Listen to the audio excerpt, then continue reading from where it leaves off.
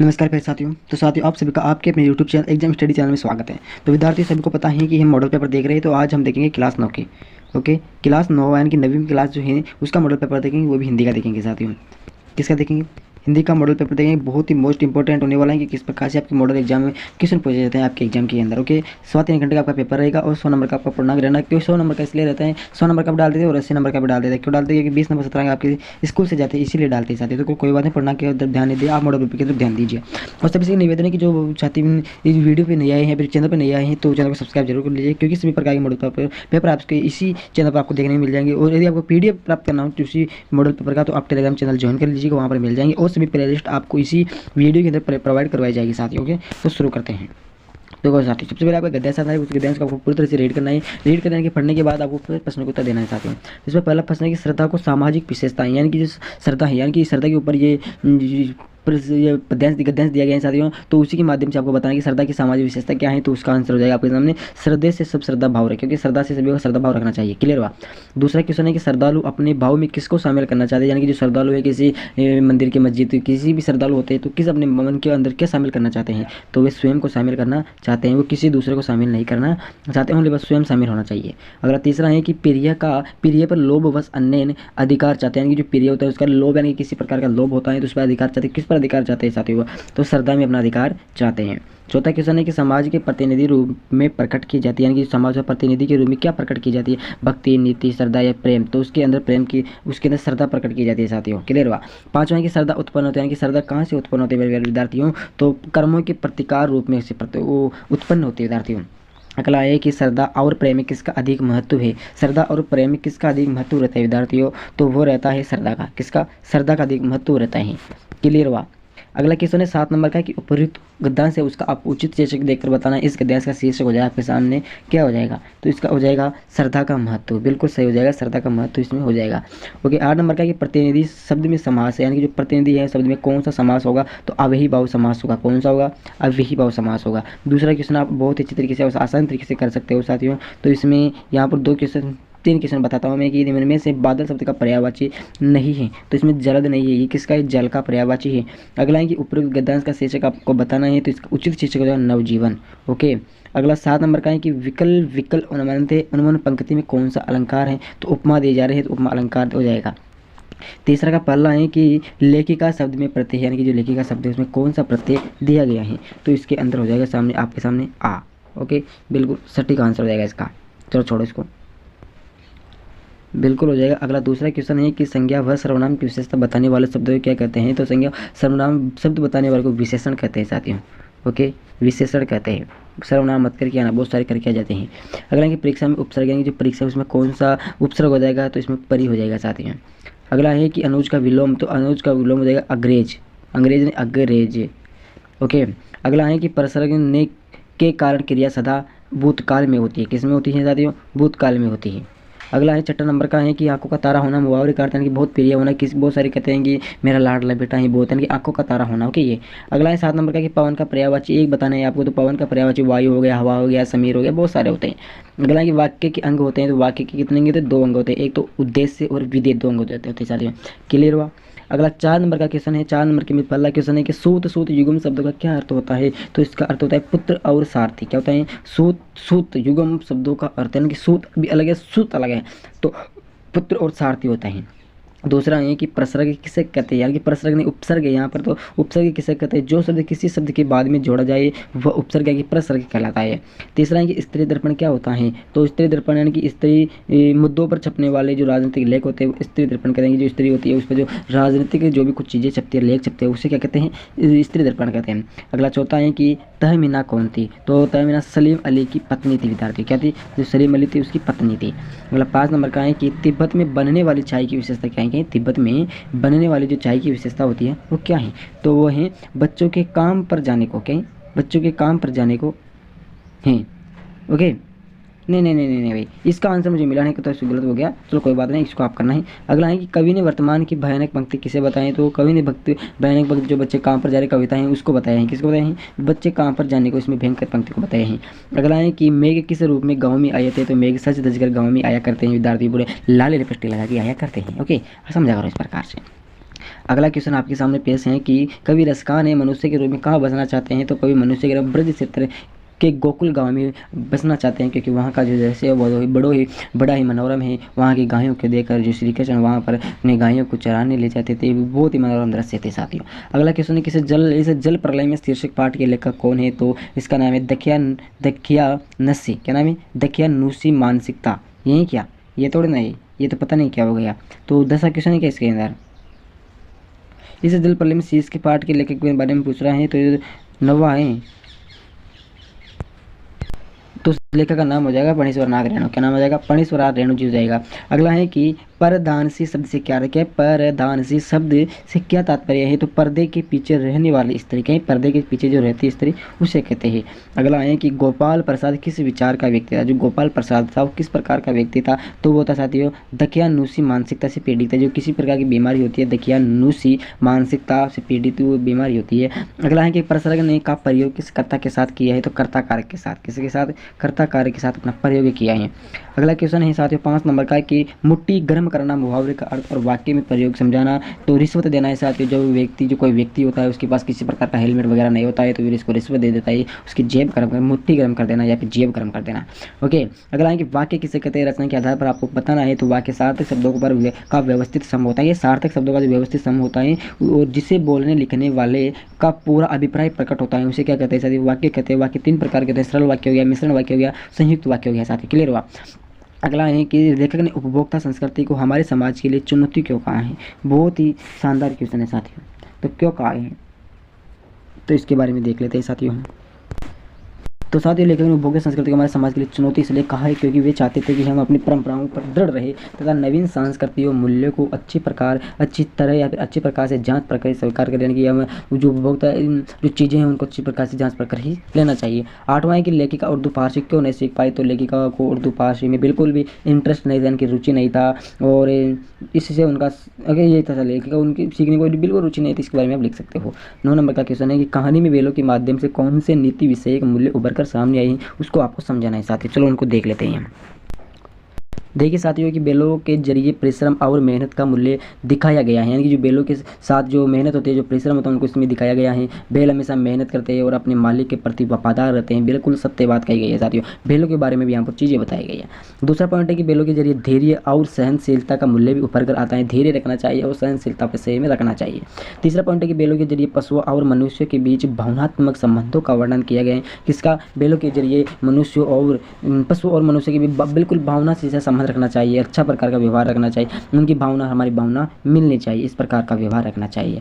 अगला पॉइंट है कि बेलों के जरिए स्वतंत्रता के मूल्य की बात कही गई है। स्वतंत्रता किसी भी प्राणी का जन्मसिद्ध अधिकार है, यानी कि स्वतंत्रता बिल्कुल बेलों के माध्यम से बताई गई है कि हमेशा सबको स्वतंत्र रूप से रहना चाहिए। जन्मसिद्ध अधिकार, जन्म से अधिकार है कि मैं स्वतंत्र रूप से रहूँ। ओके, अगला पॉइंट है 5 नंबर का कि बेलों के जरिए ये नीति विषयक मूल्य बताया गया है। क्या बताए? जो नीति का विषय होता है उसके बारे में बताया गया है कि समाज में नारी का स्थान सर्वोपरि और उनका सम्मान करना चाहिए। इसमें इसकी जो बेलों के माध्यम से बताया गया है कि जो नारी है उसका स्थान बिल्कुल सबसे ऊपर है साथियों, और उसका सम्मान करना चाहिए। उसको कभी भी बिना सम्मान यानी कि असम्मानजनक नहीं करना चाहिए। क्लियर हुआ? अगला पॉइंट बताया गया है कि कहानियों में बेलों के जरिए विपत्ति के समय मित्र की सहायता करने का मूल्य भी दिखाया गया है। यानी कि इस जो बेल होते हैं, हीरा और दूसरा मोती, जो दोनों बेल थे साथियों, वो अपने जो किसी भी कष्ट हो जाते थे दोनों को अपने आप को मदद किया करते थे एक दूसरे की। इस प्रकार से बताया गया है कि यदि किसी मित्र को हमारी ज़रूरत पड़े तो हमें उसकी सहायता करनी चाहिए। ओके, बिल्कुल यह बताया गया है। किसी की सहायता मूल्य से नहीं करनी चाहिए, सहायता करने का मूल्य भी दिखाया गया है कि किस प्रकार उसकी मदद करनी चाहिए। क्लियर हुआ? अगला पॉइंट है कि कहानी में बेलों के जरिए आज़ादी के लिए हमेशा सजग और संघर्षशील रहने का मूल्य भी दिखाया गया है। कहानी के जरिए आज़ादी के लिए सजग यानी कि बिल्कुल तैयार रहना चाहिए और संघर्ष करते समय हर प्रकार की सहायता करनी चाहिए। इस प्रकार से दिखाया गया है, लेकिन कोई पालन नहीं करता है, इसलिए हमेशा मित्र की सहायता बहुत ही करनी चाहिए साथी। क्लियर हुआ? चलो अगला पॉइंट देखते हैं। अगला प्रश्न देखते हैं।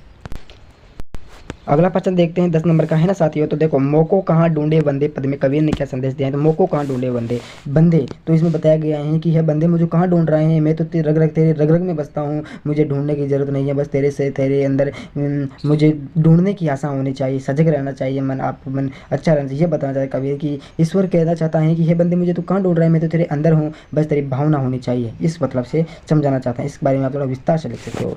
11वां नंबर क्या है कि बच्चों का काम पर जाना धरती के एक बड़े हादसे के समान क्यों है। तो बच्चों के काम पर जाना हादसे के समान इसलिए है क्योंकि साथियों इससे उनका शरीर और मानसिक विकास ठीक से नहीं हो पाता है, यानी कि उनका जो शरीर होता है उनका शारीरिक विकास नहीं हो पाता है, मानसिक विकास नहीं हो पाता, एक बड़े हादसे के समान इसको बताया गया है कि कभी हादसा हो जाता है तो उसको कभी कुछ पता ही नहीं रहता है कि मेरे साथ क्या हो गया क्या नहीं गया, वो अर्धमर्दा हो जाता है साथियों, इसलिए उसका मानसिक कमजोर और विकास भी कमजोर होने लगता है। अगला क्वेश्चन है कि रीढ़ की हड्डी शीर्षक की सार्थता आपको बताना है साथियों कि उसमें क्या है और क्या नहीं है। ओके, तो इसमें क्या है, रीढ़ की हड्डी शीर्षक की सहायता आपकी सार्थकता आपको स्पष्ट करनी है। चलो देखते हैं भाई। देखिए भाई साथियों, रीढ़ की हड्डी शीर्षक की सार्थता इस प्रकार से आपके सामने स्पष्ट की जा रही है कि यह शीर्षक एकांक की भावना को व्यक्त करती है। कहने का मतलब एकांक की भावना यानी कि एकांक की जहाँ पर कोई शोर वोर न हो उसकी भावना को व्यक्त करना चाहता है। इस शीर्षक में समाज की सड़ी गली मानसिकता को व्यक्त किया है। सड़ी गली का मतलब है कि किसी की नेगेटिव भावनाएं, किसी की सकारात्मक भावनाएं, उसी को इसमें व्यक्त किया गया है। ओके, आगे बताया गया है कि रीढ़ की हड्डी का मुख्य हिस्सा होता है कि रीढ़ शरीर का मुख्य हिस्सा होता है और वही उसे सीधा करने में मदद करता है। हमारा शरीर होता है मुख्य हिस्सा कौन सा, शरीर, ये रीढ़ है भाई, वो हमारे शरीर को ऊंचा नीचा टेढ़ा पेढ़ा करने का काम करती है। अगला पॉइंट है कि यह एकांकी समाज में व्याप्त विकारों पर कटाक्ष करता है। ओके, अगला पॉइंट है कि हमारा समाज इन मानसिकताओं का गुलाम बनकर बिना रीढ़ वाला शरीर हो जाता है। ओके, समझ में आ रहा है इसका मतलब क्या है। इसका मतलब ये है कि हमारा मानसिकता का गुलाम कहने का मतलब है मानसिकता यानी कि किसी पकंडी और पंडित बाबा के बुक्स की बातों में आ जाते हैं और उनका गुलाम बन जाते हैं, इसलिए बिना रीढ़ वाला शरीर हो जाता है, किसी काम का कुछ नहीं रहता है। अगला पॉइंट है कि लेखक ने एकांकी का शीर्षक रीढ़ की हड्डी शंकर की कायरता पर चोट करते हैं। किसके शंकर की कायरता पर, अब क्या कायरता बताई गई है, आपको पाठ पढ़ा हो तो आपको पता रहना चाहिए भाई। अगला प्रश्न है कि बाढ़ पीड़ित क्षेत्र में कौन कौन सी बीमारियां फैलने की आशंका रहती है। ओके, तो इसमें रहने चाहिए साथियों बाढ़ पीड़ित क्षेत्र में। चलो देखते हैं भाई, उसके बारे में थोड़ी चर्चा कर लेते हैं। ये आ गया सामने आपके सामने कि बाढ़ के बाद जैसे हैजारिया हो जाता है, मलेरिया, टाइफाइड, डेंगू, इस प्रकार की बीमारियां आदि बीमारियों के फैलने की संभावना रहती है, क्योंकि बाढ़ के उतरते पानी में मच्छर अत्यधिक रहते हैं, पानी में पनपते हैं, जिसके कारण मलेरिया जैसी बीमारियां बहुत ज़्यादा हो जाती है। बस इसी प्रकार की बीमारियां हो जाती है। चलो कोई बात नहीं। अगला क्वेश्चन आता है, फिर आपकी पाठ में से कोई गद्यांश दिया गया है उसको ध्यानपूर्वक से पढ़ना है और उसको अच्छी तरीके से हल करना है। सर देखो, पाठ की जो भी गद्यांश पद्यांश आते हैं उसको आप अच्छी तरीके से हल कर सकते हो साथियों, इसलिए मैं आपको हल नहीं करवाऊंगा। 16 नंबर का है, कवियत्री ललगति ने परमात्मा की प्राप्ति का क्या उपाय बताया है। चलो उसको भी देख लेते हैं। देखो यार, इसका और इसका मिला नहीं मुझे उत्तर, इसलिए आपके ऊपर छोड़ता हूँ। यहाँ पर देखते हैं 17 नंबर का कि शिक्षा बच्चों का जन्मसिद्ध अधिकार है, इसे दिशा में लेके गए प्रयासों का आपको उल्लेख करना है। चलो देखते हैं, इसका मुझे मिल चुका है। देखो साथियों, बहुत दिन हो गए ना पढ़े मुझे भी, इसलिए मिलता नहीं है, कभी कभी ढूंढना पड़ता है कि क्या होगा क्या नहीं होगा। किताब के प्रश्न भी आते हैं, किताब से ढूंढना पड़ता है। ये रहा साथियों उसका उत्तर की शिक्षा बच्चों के जन्म सिद्ध अधिकार है, इस दिशा में लेखिका ने बहुत सारे प्रयास किए हैं। देखो साथियों क्या किया है, लेखिका का मतलब है कोई स्त्री है लिखने वाली। ओके, पहला पॉइंट है कि लेखिका बच्चों की शिक्षा के प्रति बहुत जागरूक थी। क्या थी? प्रति बहुत ही ज़्यादा जागरूक थी।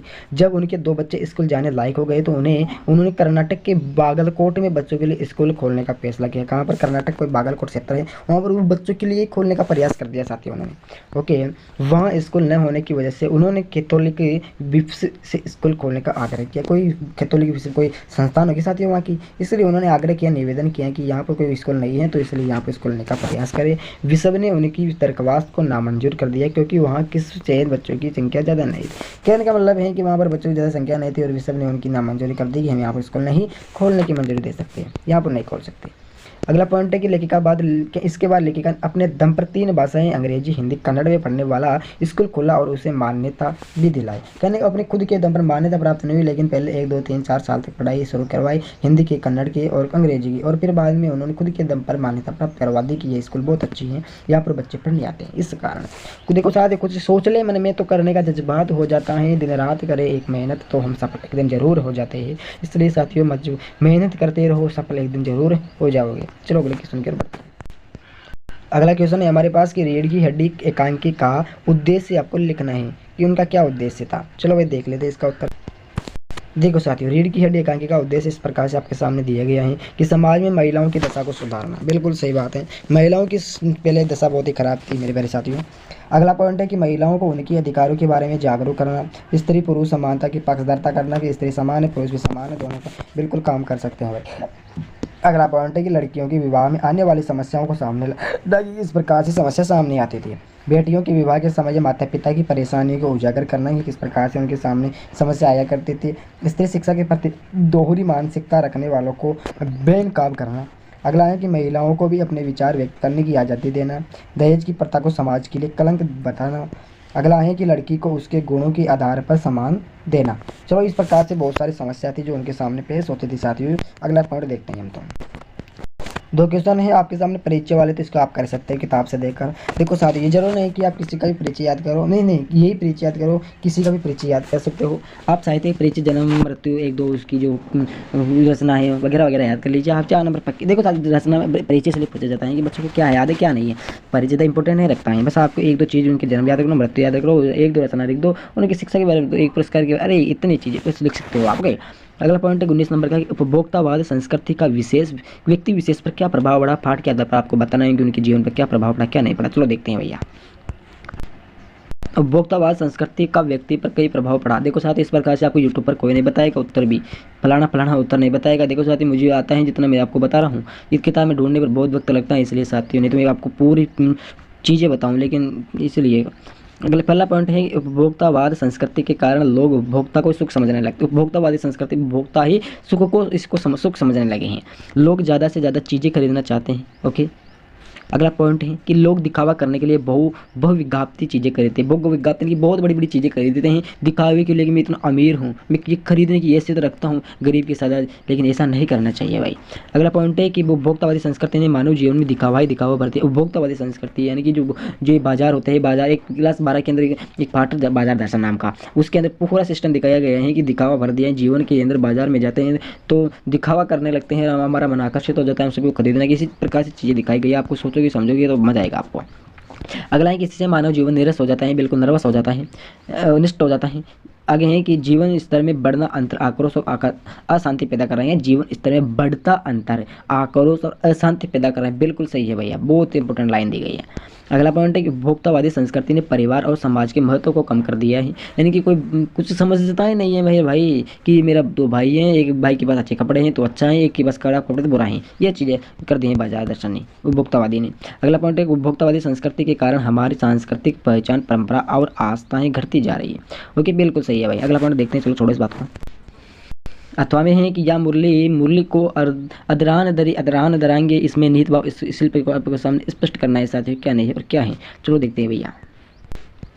देखो भाई, भाव इस प्रकार से है। भाव सौंदर्य की गोपी अपनी सखी के कहने पर कृष्ण के समान वस्त्राभूषण तो धारण कर लेती है। यानी कि जो गोपी के कहने पर जो कृष्ण के समान गोपी की सखी है वो वस्त्र धारण कर लेती है, वो जैसे कृष्ण भगवान धारण करते हैं उसी प्रकार से, परंतु कृष्ण की मुरली को अधरों पर नहीं रखेगी, अधरों पर रहेगी, होठों पर नहीं, अधर मतलब होठों पर नहीं रखेगी। ओके, उसके अनुसार उसे यह मुरली सोत की तरह प्रतीत होती है, अतः वह सोत रूप मुरली को अपने होठों से नहीं लगानी चाहती। शिल्प सौंदर्य काव्य ब्रज भाषा का सवय का सुंदर प्रयोग किया है। ओके, चलो कोई बात नहीं, अगला देखते हैं। देखो साथियों, ये कंप्लीट हो चुका है 20वां की मेरे संग की औरतें संस्मरण पाठ का मूल पाठ्य आपके सामने लिखना है साथियों। ओके, और ये क्या है, इसके सामने आपको पूरा निबंध लिखना है। 300 शब्दों में मैं तो नहीं लिख सकता। नीचे को जो इंपॉर्टेंट चीज़ें दी गई हैं कि आपको पत्र लिखना है और एक संवाद लिखना है और आपको क्या लिखना है, प्रतिवेदन का। इससे आपको स्पष्ट हो रहा है कि आपके सामने एक तो पत्र आएगा, एक निविदा आएगा और एक संवाद आएगा, एक चीज़ और आएगी विज्ञप्ति। ओके, इन चीज़ों आपको ध्यान रखना है। चारों चीज़ें आपको इंपॉर्टेंट याद कर लेनी है, बस आपको कह रहे हो विधि याद कर लेनी है, वो चीज़ें आपको ऑटोमेटिक आ जाएगी साथियों। ओके, यदि आप चारों चीज़ें करने का मतलब है कि आप एक विज्ञप्ति और एक प्रतिवेदन लिख जाता है तो 5 नंबर के 10 नंबर तो मेरे भाई पक्के हैं इसी अंदर। और एक आप क्या लिख देते हो, यहाँ पर कितने नंबर का यहाँ पर है, यहाँ पर आपके सामने है निबंध है, तो 15 नंबर आपके सामने पक्के हैं। 15 नंबर पास होने के लिए कितने नंबर लाना पड़ते हैं, 13 नंबर लाने पड़ते हैं। क्या ये तो बोले बोर्ड क्लास के लिए मेरे भाई, बोर्ड क्लास के लिए। यदि बोर्ड क्लास वाले के सामने इस प्रकार आ जाता है तो 15 नंबर लाइए, 13 नंबर में पास है, 2 नंबर एक्स्ट्रा चुके हैं। यदि आपको अच्छी परसेंटेज बनानी है तो आपको 10 से लेकर 20% करने की पूरी मिलाकर आपको 50 नंबर पक्के हैं मेरे भाइयों, और आपकी इस प्रकार से परसेंटेज बन जाएगी साथियों। ओके, इस प्रकार से हल करना है। चलो कोई बात नहीं, यदि क्लास लाइक करना, शेयर करना, कमेंट करना चाहिए, सब्सक्राइब करना चाहिए दोस्तों को। जय हिंद, जय भारत साथियों।